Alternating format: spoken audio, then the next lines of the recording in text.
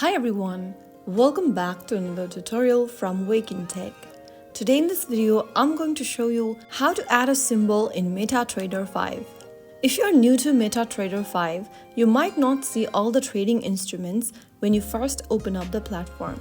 So, in this guide, you'll learn how you can easily add any symbol that can be Forex pairs, indices, crypto, metals, or stocks inside MetaTrader 5. First of all, open the MetaTrader 5 application on your device.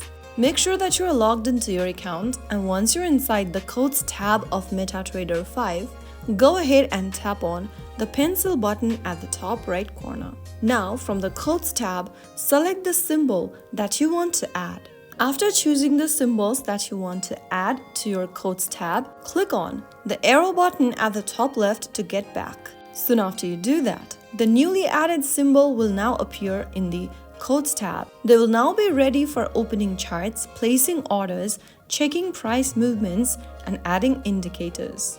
That's how you successfully add symbols in MetaTrader 5. This process will help you quickly access Forex pairs, cryptos, indices, and any other assets your broker provides. If you found the video helpful, don't forget to like, share, and subscribe to our channel.